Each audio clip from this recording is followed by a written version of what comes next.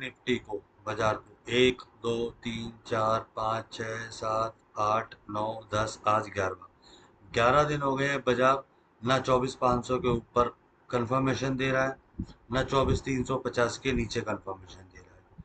कैसी रूपरेखा रहेगी, क्या हो रहेगा, शुरू करते हैं वीडियो में। नमस्कार, स्वागत है आप सबका फिर से एक बार हमारे चैनल पर नई वीडियो में। देखिए, ये डेली टाइम फ्रेम का चार्ट मैंने आपके सामने लगा रखा है। अगर आप देखेंगे तो ये डेली टाइम फ्रेम है।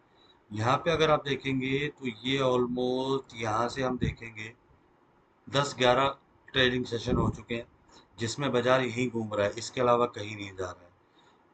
ये डेली टाइम फ्रेम पे मैंने आपको दिखाई चीज़ें। अब मैं आपको इसको 5 मिनट टाइम फ्रेम पे दिखाऊंगा, लेकिन उससे पहले आपका ध्यान एक तरफ केंद्रित करना चाहता हूँ।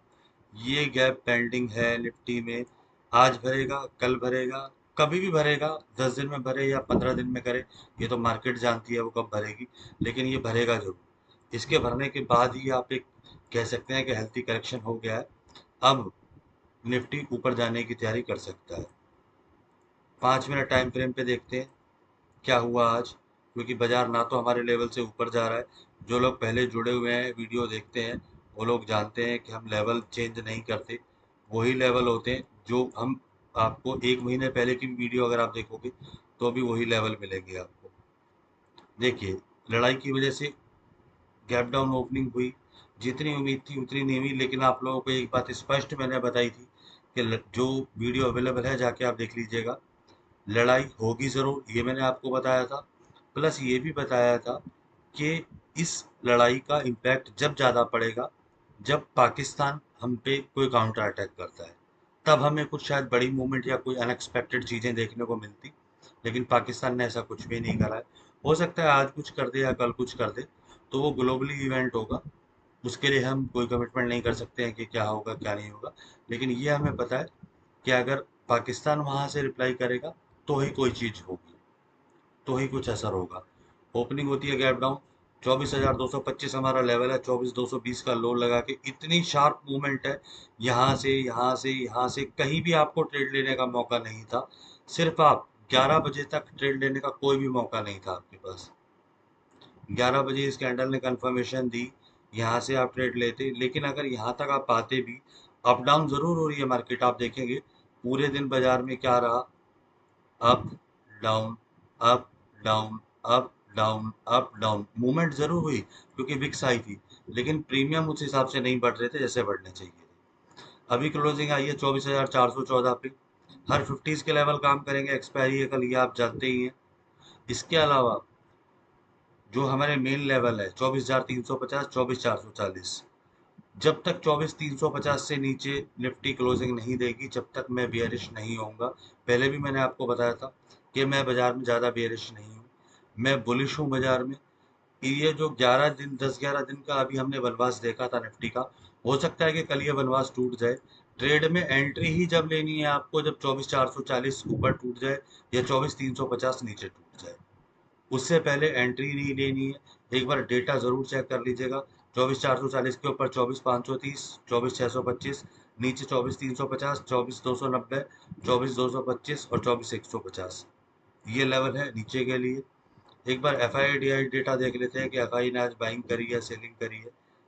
वैसे तो ये लोग दे नहीं रहे हैं 8 बजे तक डेटा, लेकिन चेक कर लेते हैं कि आया या नहीं आया। देखिए, 6 तारीख का डेटा दिखा रहा है इसमें, अभी 7 तारीख है, आज 7 तारीख का डेटा नहीं आया।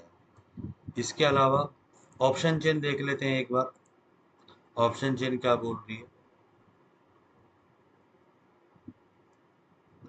ओवरऑल देखेंगे, इधर 22,74,000 है पुट साइड, इधर 26,60,000 है। थोड़ी सी 2.5 लाख का गैप है, थोड़ी सी बेयरिश जरूर बता रहा है मार्केट को। कल जब भी आप पोजीशन बनाएंगे तो यहाँ जरूर चेक कर लें। अगर यहाँ पे ज़्यादा है तो मार्केट ऊपर जाना चाहता है, और यहाँ पे ज़्यादा है तो मार्केट नीचे जाना चाहता है, लेकिन वो गैप कम से कम 2.5-3 लाख को आई का होना चाहिए। अभी इमीडिएट सपोर्ट क्लोजिंग आई है 24,414 पे। 24,400 पे देखते हैं, इधर 2,09,000 है, इधर 1,53,000 है। कायदे में तो 24,400 से नीचे सपोर्ट आनी चाहिए थी। हो सकता है आपको 10-20-50 पॉइंट का कल गैप डाउन मिल जाए मॉर्निंग में, लेकिन सपोर्ट सपोर्ट देखेंगे तो इधर 24,350 पे, इधर 70,000 है, इधर 1 लाख है, नहीं है। 24,300 पे एग्जैक्ट सपोर्ट मिलता है आपको, 1,78,000। रजिस्टेंस देखेंगे तो थोड़ा सा 24,400 पे मिल जाता है, 50,000 ओआई का गैप है। हो सकता है कल गैप डाउन खुले तो ये बढ़ जाए, या फिर गैप अप खोले तो यहाँ पे बढ़ जाए। रेजिस्टेंस हम देख के चलेंगे तो 24,400 पे आप मान सकते हैं कि रेजिस्टेंस है। फिर भी फेयर रेजिस्टेंस अगर इन केस 24,400 किसी सीमा में तोड़ता है तो 24,450 हर 50s के लेवल काम करेंगे, जैसे कि मैंने आपको बताया। 1,15,000 इधर 36,000। वेट करना है, बिल्कुल भी ज़रूरत नहीं है, इतना ज़्यादा वॉलेटाइल मार्केट है, प्रीमियम इतने ज़्यादा हैं, ज़रूरत ही नहीं है आपको बेमतलब पंगे लेने की, कहीं भी कुछ करने की।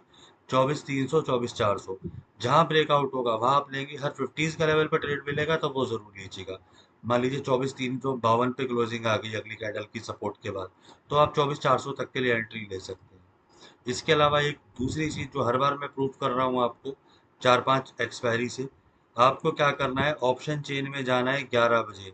11 बजे ऑप्शन चेन में जाने के बाद अभी मान लीजिए 24,414 पे आई है क्लोजिंग, तो मान लीजिए बाजार 11 बजे है, बृहस्पतिवार का दिन है अब, और 24,400 पे बाजार है। हमें क्या देखना है, ये एल मतलब प्रीमियम कॉल का कितना है, 41 रुपये 40 पैसे, और ये 62 रुपये 85 पैसे। तो 60 40 100 ऑलमोस्ट 103-4 रुपये हो रहा है, जो कि बता रहा है कि बाजार थोड़ा सा वॉलेटाइल रह सकता है। अगर 11 बजे इन दोनों का टोटल 80 रुपये से कम आपको मिले, ये 62 रुपये और ये 40 रुपये, मान लीजिए ये हो जाए 30 रुपये और ये भी हो जाए 30-35 रुपये 11 बजे, इसका मतलब ये है कि बाजार रेंज बाउंड रहेगा, कोई ज़्यादा बड़ी मूवमेंट नहीं देगा बाजार। इसको ज़रूर आप चेक कर लीजिएगा डेटा को, इसको आप चेक कर लेंगे तो ये चीज़ें ख़त्म हो जाएंगी। इसके अलावा एक चीज़ आपको बताना चाहूँगा, जो गवर्नमेंट को, आरबीआई को फाइनेंशियल सर्विसेज में हमारा डॉलर इंडेक्स हो या हमारा गोल्ड रिजर्व हो या करेंसी सेक्शन हो, वहाँ से बहुत अच्छा बूस्ट बैंक निफ्टी को मिलेगा। हो सकता है डबल इंजन चल पड़े, निफ्टी और बैंक निफ्टी दोनों ऊपर की तरफ चल पड़े। मैं फिलहाल मार्केट में मंदी के मूड में नहीं हूँ, मैं मार्केट में बुलिश ही हूँ। कुछ तो एफआईआई को दिख रहा होगा जो वो लोग बाइंग कर रहे हैं, कुछ तो उनके पास पता होगा ना, अपना पैसा बेवजह कोई भी नहीं खोना चाहता है। ध्यान रखिएगा, ट्रेलिंग स्टॉप लॉस फॉलो कीजिएगा, बिना ट्रेलिंग स्टॉप लॉस के ट्रेड मत लीजिएगा। और विक्स इतना ज़्यादा वॉलेटाइल है, बेटर है कि आप थोड़ा सा बाहर रह के चीज़ों को सीख लें तो वो और बेहतर है। वीडियो अच्छी लगी हो तो लाइक कर दीजिए, कमेंट्स कर दीजिए। धन्यवाद।